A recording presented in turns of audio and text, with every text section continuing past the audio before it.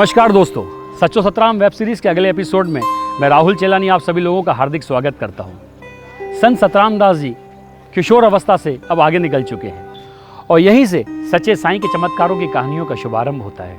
अब सच्चे साईं द्वारा एक आश्रम का संचालन किया जा रहा है। दूर दराज से कई गाँव के लोग वहाँ पहुँच के साईं के दर्शन कर रहे हैं और उनके प्रवचन सुन सत्य के मार्ग पर चलना सीख रहे हैं और अपनी परेशानियों को दूर कर रहे हैं। इसी तरह आज दो भाई नंदलाल और मोहनलाल साईं के दरबार में आए हैं। उनको उनकी पंचायत ने एक अजीब सा दंड दिया है। आइए देखते हैं कि आज के एपिसोड में साईं उन्हें इन परेशानियों से कैसे मुक्त करते हैं। सच्चो सतराम।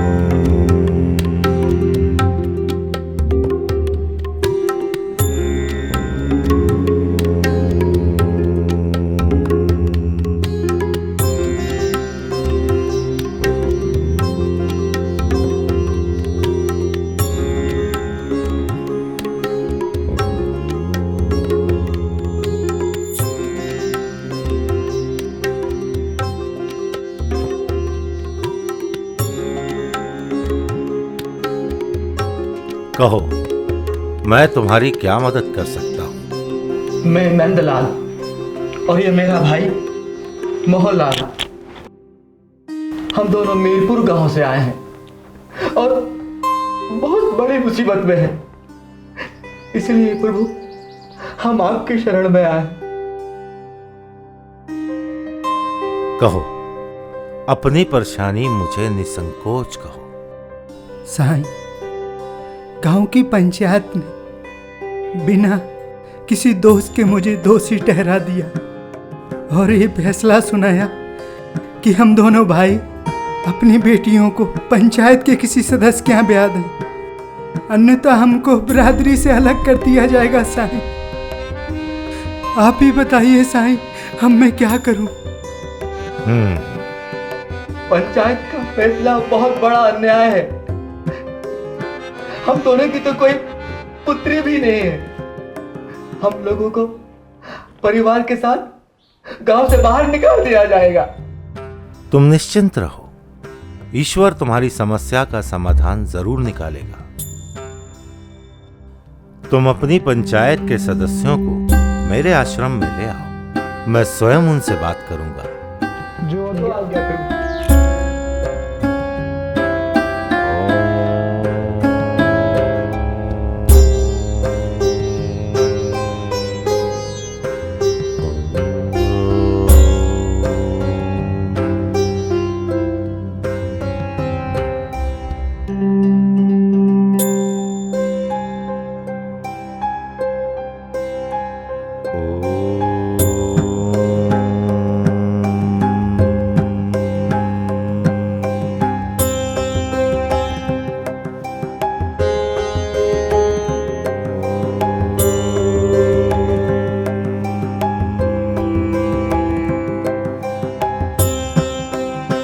प्रणाम।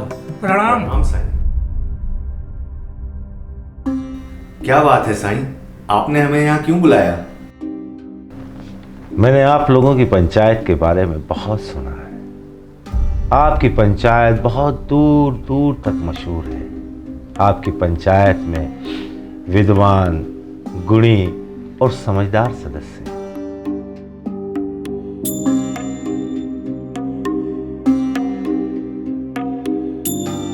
प्रणाम साईं।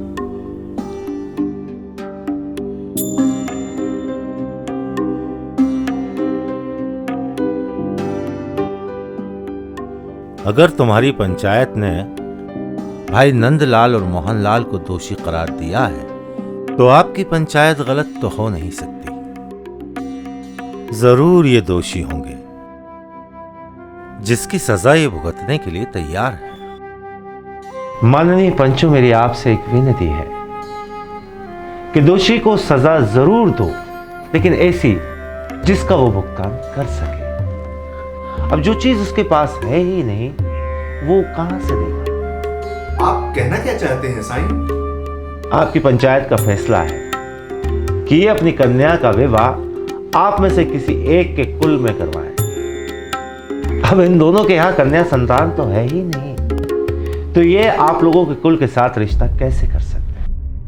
मेरी आप लोगों से एक इल्तिजा है कि आप लोग एक बार फिर से सोचें, समझें और फिर कोई सजा निश्चित करें। और मेरी आप लोगों से एक विनती है कि आप इन दोनों को अपने कुल में वापस लें। साईं, हम आपको बड़ा आदर करते हैं, लेकिन ये हमारी पंचायत का आपसी का मामला है। आप इसमें दखल ना दें तो ठीक रहेगा। ये बिल्कुल सही कह रहे हैं साईं। हाँ, मैंने नंदलाल और मोहनलाल से वादा किया है कि मैं इनका सम्मान वापस दिलवाऊंगा। इसीलिए मेरा एक सुझाव है,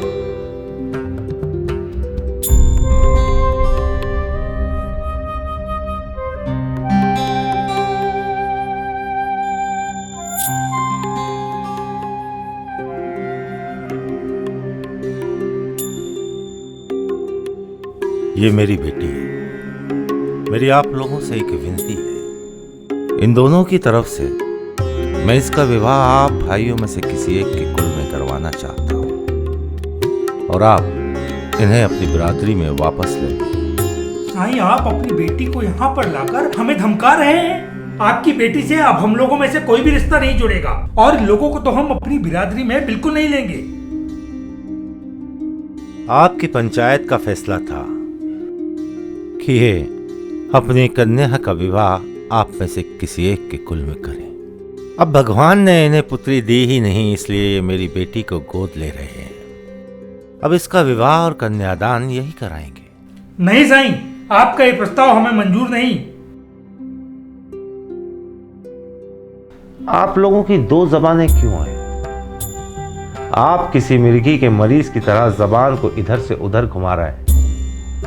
मुझे लगता है कि आप मिर्गी के मरीज ही हैं।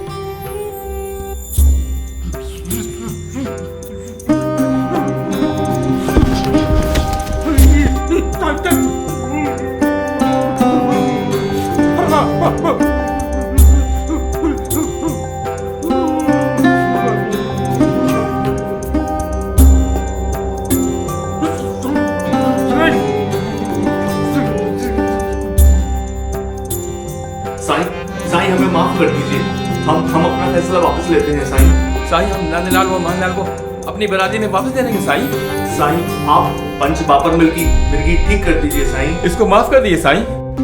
कोई मेरी विनती की बेइज्जती करे ये मैं बर्दाश्त कर सकता हूँ, लेकिन उस ईश्वर की अवज्ञा और अनादर करे ये मैं बर्दाश्त नहीं कर सकता। मेरे मुंह से जो शब्द निकल चुके हैं उसे मैं वापस तो नहीं ले सकता, लेकिन हाँ, बस इतनी रहमत कर सकता हूँ कि जब भी पंच वापरमल को ये दौरा पड़े तो इसकी खबर उन्हें पहले हो जाए और वो अपना बचाव कर सके।